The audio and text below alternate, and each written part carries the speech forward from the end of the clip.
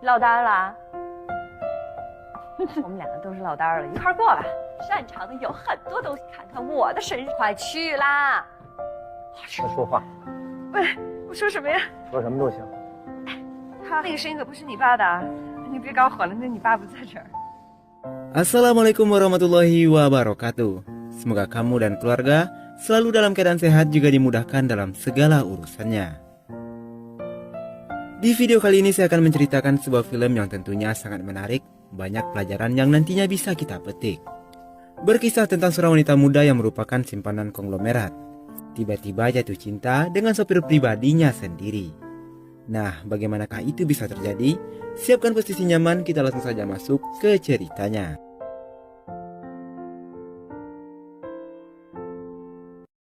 Film dibuka dengan memperlihatkan seorang wanita cantik bernama Wenji yang baru saja sampai di Amerika Serikat. Dia lalu mengganjal perutnya menggunakan korset agar kehamilannya tidak diketahui oleh pihak bandara. Dan saat pemeriksaan, Wenji yang tidak bisa berbahasa Inggris mencoba berkomunikasi menggunakan bahasa isyarat. Why do you come to the U.S.? I'm a single lady. I'm a single lady. I'm a single lady. Stop that, please. Enjoy your stay here. 成了，终于拿到什么6个月？ Akhirnya ia berhasil lolos dari pemeriksaan walau hanya menggunakan bahasa isyarat. Setelah itu ia menunggu seseorang yang bertugas menjadi pelayannya. 迟到了30分钟。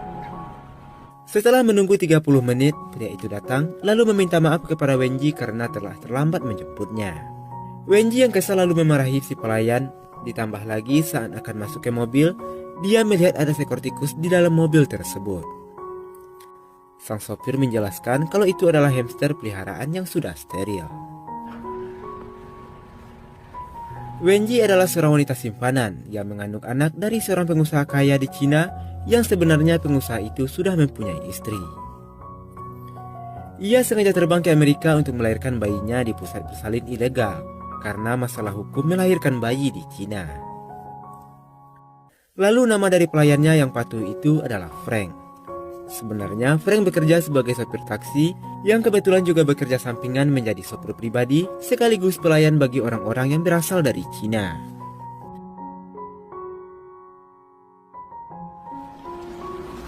Singkat cerita, mereka telah sampai di salah satu pusat bersalin.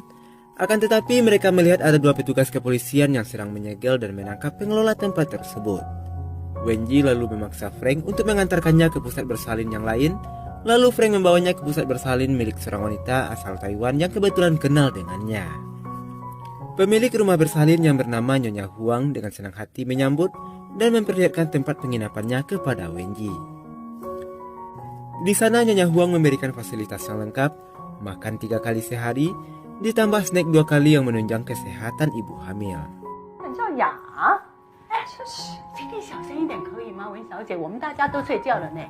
Wenji yang biasanya hidup mewah memprotes ketika melihat kamarnya yang kecil dan tidak mewah.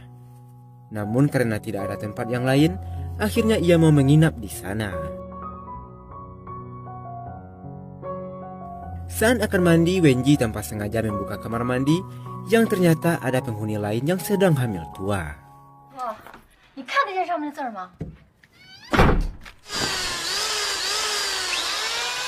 Keesokan harinya Wenji terbangun karena suara bising dari lantai bawah.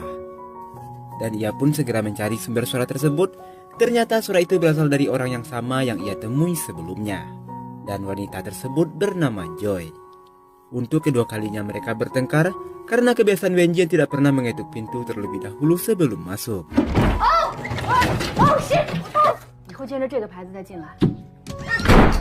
Di siang harinya saat semua berkumpul, Wenji meminta bertukar kamar yang lebih besar kepada Nyonya Huang. Yang mana di tempat itu satu-satunya kamar yang besar adalah milik Nyonya Huang itu sendiri.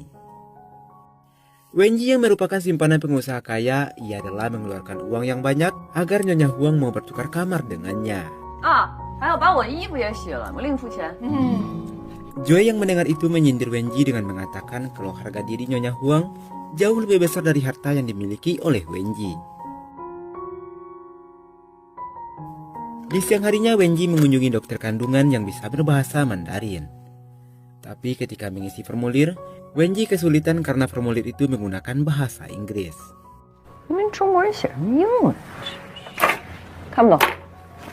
yang pada akhirnya Frank harus membantu sekaligus mengisikan formulir yang membuat Wenji kagum dengan kepintaran Frank berbahasa Inggris. Sepulangnya dari klinik, ia tidak sengaja melihat seorang pria bule sedang berpelukan dengan Joy. Ia lalu bertanya kepada Frank siapakah pria bule itu. 那男的谁呀？ 这是他孩子的爸爸。 那女的是谁啊？ 他孩子爸爸的女朋友。 Saat malam harinya, lagi-lagi Wenji bertengkar dengan Joy karena hal sepele. Joy kesal karena Wenji tidak berhenti men-spoiler film yang sedang mereka tonton. Pertengkaran keduanya pun berhasil dilerai oleh Nyonya Huang. Karena masih kesal dengan perilaku Joe padanya, Wenji mengajak Frank untuk mengunjungi sebuah tempat hiburan malam. Tapi ia tidak bisa mengendalikan diri hingga ia mabuk berat walaupun Frank telah berusaha untuk menghentikannya. Wenji terus berbicara ngelantur sambil menceritakan tentang hidupnya. Menjadi wanita simpanan yang sedang hamil dari hubungan gelapnya bukanlah perkara yang mudah bagi Wenji. Ia rela pergi ke Amerika hanya untuk melahirkan bayinya. Apalagi sang kekasihnya yang kaya raya belakangan ini sudah mulai susah dihubungi. Di pagi harinya Wenji ditelepon oleh Tuan Song yang merupakan ayah dari bayi yang ia kandung. Tuan Song mengatakan kalau ia cemburu dengan foto yang diposting Wenji di akun media sosialnya. Tapi Wenji menjelaskan kalau pria itu hanyalah pelayannya saja. Tuan Song juga mempersilahkan Wenji untuk membelanjakan semua uang di dalam kartu kredit yang diberikannya, asalkan Wenji tidak berselingkuh dengan pria lain.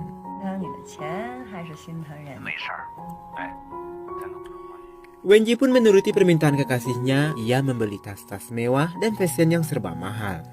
Ia juga membelikan Frank beberapa pakaian mewah sebagai bentuk terima kasihnya karena sudah menemaninya di klub malam sebelumnya. Wenji mengatakan kalau saat ini hatinya sedang senang karena besok Tuan Song akan datang menemuinya. Keesokan harinya Wenji bersiap menunggu kekasihnya. Tapi walaupun sudah menunggu dari pagi sampai sore, kekasihnya itu tidak kunjung datang menemuinya. Lalu beberapa saat kemudian datang sebuah kiriman yang ternyata Tuan Song mengirimkan sebuah tas mewah sebagai permintaan maafnya karena tidak bisa menjumpai Wenji. Wenji yang kesal karena Tuan Song tidak pernah memiliki waktu untuknya, ia memutuskan untuk berjalan-jalan menyusuri beberapa blok di komplek tempat ia menginap. Tidak lama kemudian ia melihat sebuah mobil yang tidak asing baginya. Dan benar saja, Wenji berhasil menemukan rumah Frank yang berada tidak jauh dari penginapannya. Frank terkejut saat melihat kedatangan sang majikan di rumahnya. Setelah Frank mengizinkan Wenji masuk, ia dengan lancang berkeliling memasuki setiap ruangan di dalam rumah Frank. Dia merasa kagum sekaligus tidak percaya bagaimana seorang sopir bisa memiliki rumah yang sangat bagus. Wenji baru menyadari ternyata Frank tinggal sendirian tanpa seseorang pun menemaninya. Pada saat itulah Frank mulai terbuka mengenai latar belakang kehidupannya kepada Wenji. Frank bercerita kalau sebenarnya ia sudah berkeluarga dan memiliki satu anak perempuan, yang kebetulan saat itu sang istri mengajak sang buah hati untuk pergi ke sebuah pesta. Frank bertanya bukankah ayah dari bayi yang sedang dikandung oleh Wenji harusnya datang menemuinya saat ini. Wenji menjelaskan kalau kekasihnya itu sudah ingkar janji. Karena hanya berduaan di rumah, Wenji berencana memasak makanan untuk mereka berdua. 我来做饭，来给你做好吃的。我擅长的有很多东西，看着，今天厨房归我，帮我记上。等一下。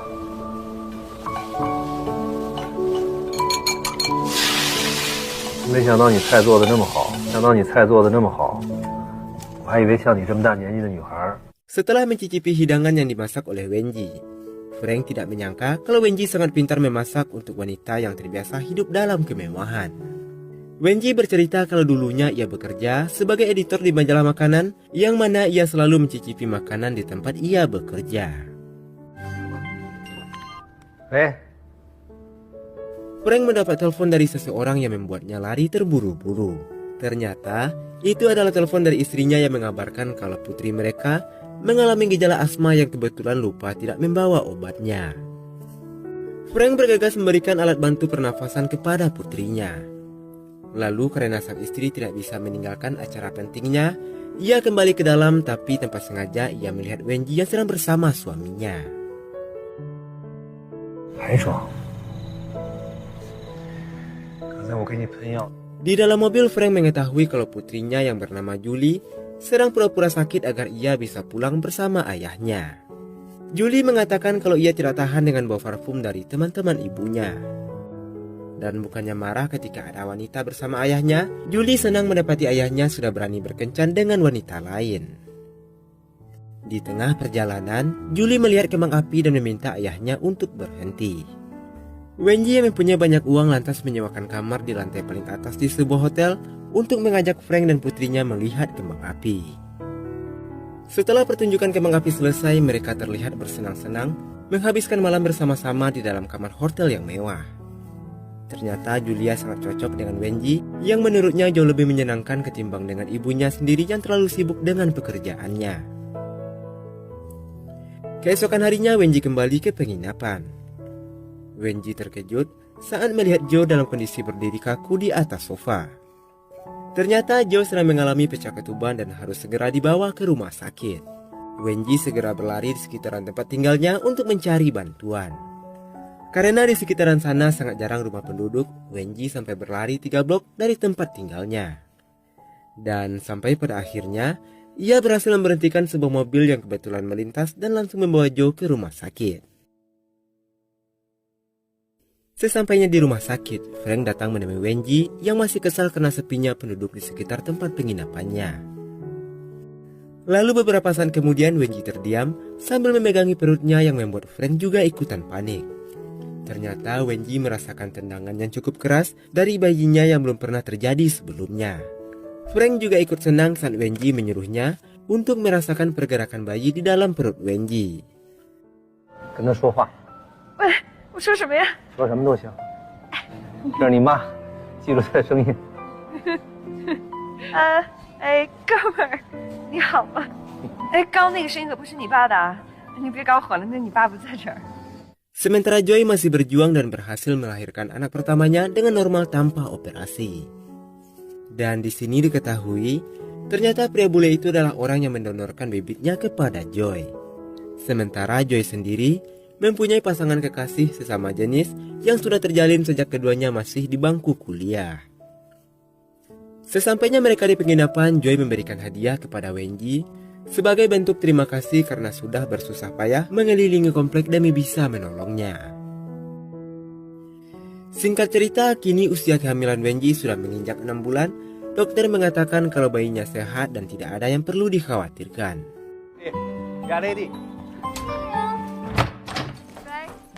Suatu hari Julie main ke tempat Wenji.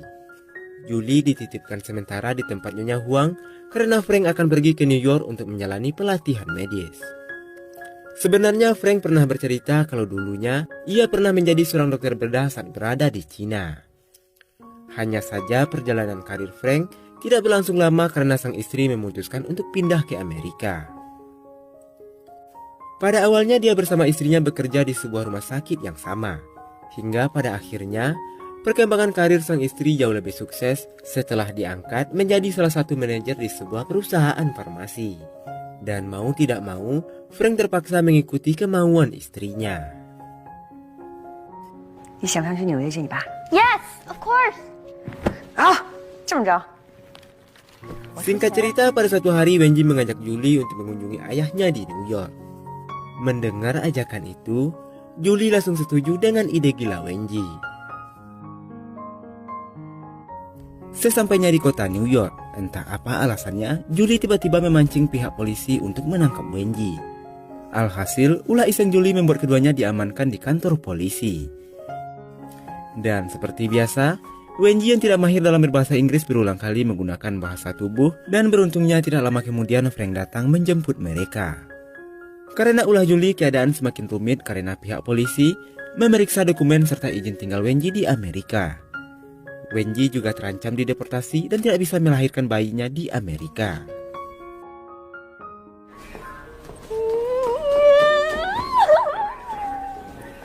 Akhirnya Frank berhasil membebaskan mereka berdua. Tapi Frank justru memarahi Wenji karena telah ceroboh membawa putrinya ke New York tanpa sepengetahuannya. Frank juga mengatakan kalau Wenji tidak berhak ikut campur dalam urusan pribadinya. Wenji yang dari awal berniat bersenang-senang meminta maaf kepada Frank. Singkat cerita, mereka pergi ke sebuah hotel untuk menginap. Tapi saat akan membayar, tiba-tiba saja kartu kredit yang diberikan oleh kekasihnya tidak satu pun bisa digunakan, semuanya sudah dalam keadaan terblokir. Wenji mencoba menghubungi kekasihnya, tapi tidak ada satupun nomor yang bisa dihubungi. Wenji meminta tolong kepada Frank untuk meminjamkan kartu kreditnya demi bisa memesan kamar. Namun Frank justru mengajak Wenji untuk mencari hotel lain yang lebih murah. Setelah mendapatkan hotel yang lebih murah, Wenji kembali menghubungi Tuan Song. Bahkan dia berusaha menelpon semua nomor kenalan Tuan Song, meski pada akhirnya tak satupun orang yang tahu keberadaan Tuan Song. Wenji berpikir kalau kekasihnya telah sengaja meninggalkannya. Ia pun mendatangi Frank lalu menangis dan mengatakan kalau sekarang semua uangnya telah habis. Frank mencoba menenangkan Wenji dengan mengajaknya masuk ke dalam kamar tidurnya. Keesokan harinya Wenji kembali ke kediaman Nyonya Huang. Ternyata salah satu teman penginapannya yang bernama Nona Moon sebentar lagi juga akan melahirkan. Dan beberapa saat kemudian Wenji mendapat telepon dari seorang wanita yang ternyata itu adalah istri sah dari Tuan Song. Wanita itu mengatakan pada Wenji kalau Tuan Song telah ditangkap karena kasus penipuan. Karena itulah pihak kepolisian telah memblokir semua rekening milik Tuan Song serta membekukan semua aset milik kekasih gelapnya. Menyadari kalau ia sudah tidak mempunyai uang, kini kehidupan Wenji langsung berubah 180 derajat dari sebelumnya. Ia memutuskan untuk membantu semua pekerjaan rumah seperti mencuci dan membersihkan toilet demi mendapatkan upah dari Nyonya Huang. Melihat Wenji yang bekerja begitu kerasnya, Nyonya Huang menjadi kasihan dan meminta Wenji untuk tidak terlalu memaksakan diri demi kesehatan bayinya. Dia juga menjual barang-barang mewahnya untuk mendapatkan uang tambahan. Frank melihat kondisi Wenji menjadi kasihan, apalagi sekarang Wenji tengah hamil besar. Namun Wenji mengatakan tidak perlu mengkhawatirkannya karena sekarang Frank sudah tidak lagi bekerja untuknya karena dia sudah tidak mampu lagi membayar jasanya.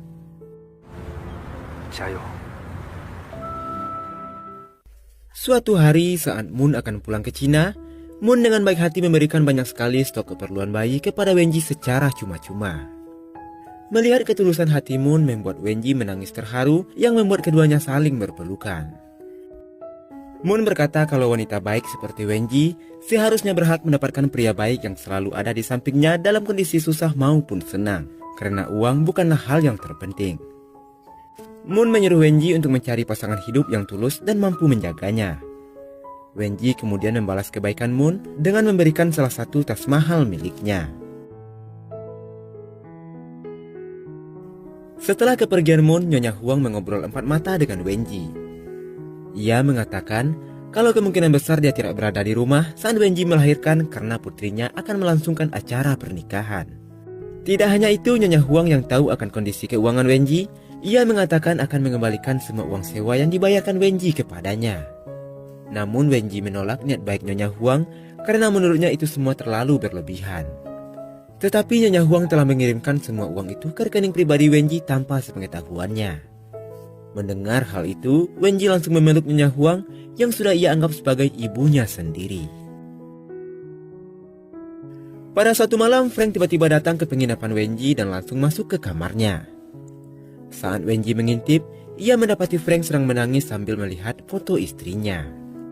Lalu keesokan harinya, Wenji yang penasaran mendatangi kediaman Frank dan menanyakan apa yang sebenarnya yang telah terjadi kepadanya. Frank berkata jujur kalau sebenarnya dia telah bercerai dengan istrinya beberapa tahun yang lalu.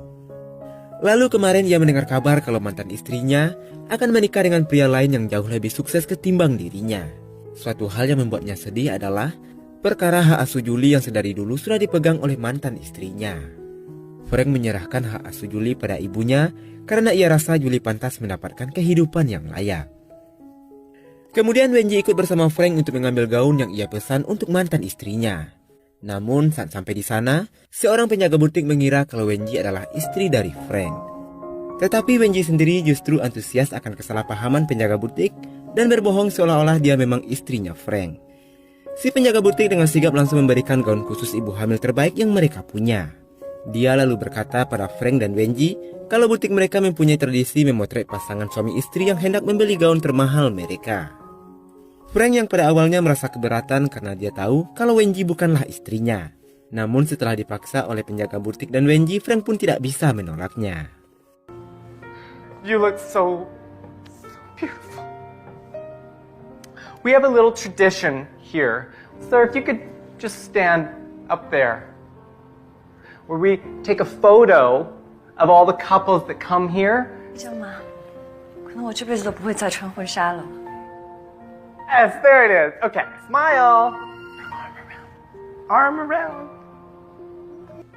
You look so beautiful. We have a little...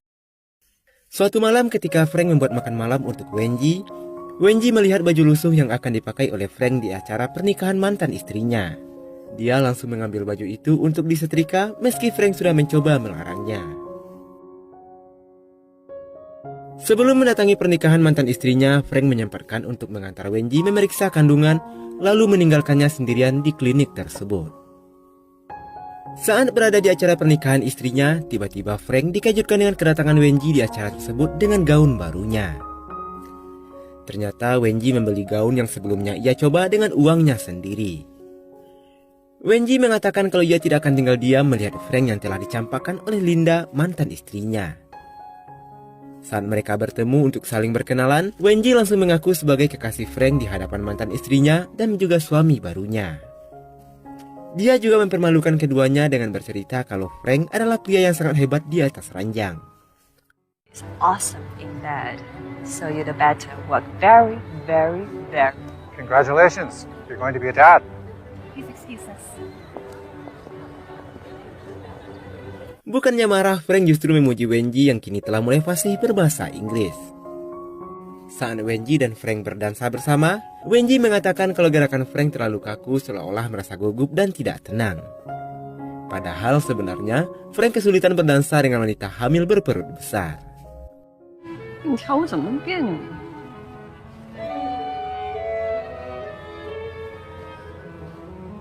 再这么顶我，我就飞起来了。先让我别跳。 Aksi mesra keduanya berhasil membuat Linda cemburu. Namun kebahagiaan itu tidak berlangsung lama. Wenji tiba-tiba tak sadarkan diri saat berada di pelukan Frank, dan Frank pun langsung membawa Wenji ke rumah sakit terdekat. Dilihat dari laporan medis yang diberikan oleh dokter, ternyata Wenji mengalami keracunan pada kehamilannya. Itu terjadi karena Wenji mempunyai indikasi hipertensi akibat gaya hidupnya yang kurang sehat dan sering begadang di saat malam hari. 要自己生，我没钱做手术，钱都用来买这。 Setelah tersadar, Wenji lalu menanyakan kondisi bayinya. Frank menjelaskan kondisi bayinya baik dan sehat. Wenji berterima kasih karena telah menyelamatkan nyawanya dan juga bayinya.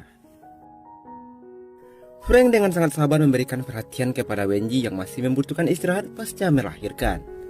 Frank tetap bersama Wenji meski ia sudah tidak menerima upah dari Wenji. Beberapa hari kemudian, Julie akhirnya kembali kepada Frank karena Linda menyerahkan hak asuhnya kepada Frank. Hari demi hari mereka lalui layaknya sebuah keluarga yang sangat bahagia. Namun lagi-lagi semua kebahagiaan itu berhenti ketika anak buah Tuan Song datang menyebut Wenji untuk dibawa kembali ke Cina. 小姐，宗主让我来接你。 Ternyata Tuan Song sudah terbebas dari kasus yang menimpanya dan juga sudah bercerai dengan istri sahnya.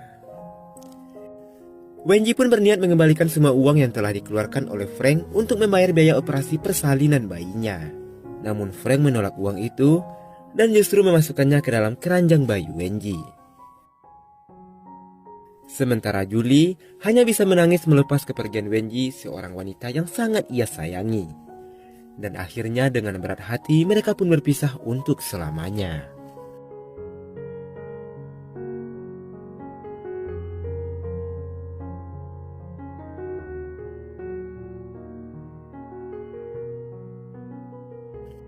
Beberapa bulan kemudian Wenji telah menikah dengan Tuan Song dan tinggal di rumah yang sangat mewah. Namun entah kenapa, walaupun sudah kembali bergelimangan harta, Wenji tidak mendapatkan kebahagiaan seperti ketika bersama Frank dulunya. Suaminya selalu sibuk dengan urusan pekerjaan dan tidak ada waktu untuk bersama Wenji dan anaknya.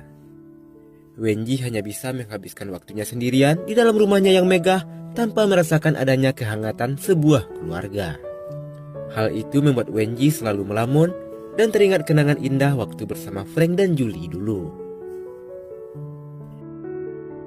Hingga pada akhirnya dia memutuskan hubungan dengan Tuan Song dan memilih hidup sendiri di sebuah apartemen kecil bersama anaknya. Wenji bekerja mencari nafkah dengan membuat website yang berisi berbagai hal tentang makanan untuk balita. Joy dan Moon juga sering berkomunikasi dengan Wenji.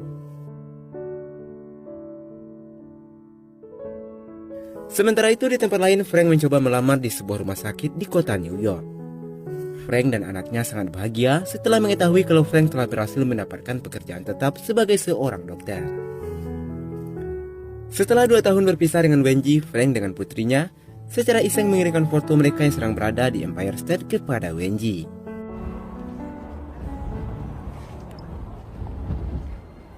Ternyata Wenji dan Frank baru menyadari kalau mereka berada di tempat yang sama pada saat itu. Daddy, look! You really have to get up there. Please! We really have to get...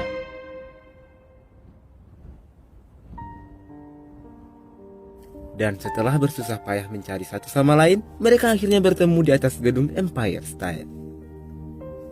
Julie lalu mengajak putri Wenji untuk jalan-jalan, sementara Frank dan Wenji saling bertanya kabar masing-masing. Lalu untuk pertama kalinya, Frank memberanikan diri untuk menyentuh jari jemari Wenji. Keduanya saling bergandengan tangan sebagai tanda keseriusan mereka untuk memulai hidup baru bersama-sama. Lalu film pun selesai.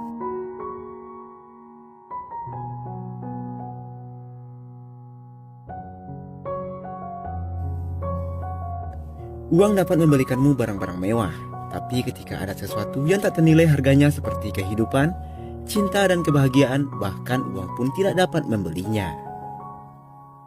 Dan sekian video kali ini, silakan berikan saran juga masukannya. Akhir kata saya ucapkan terima kasih, jaga terus kesehatanmu dan wassalamualaikum warahmatullahi wabarakatuh.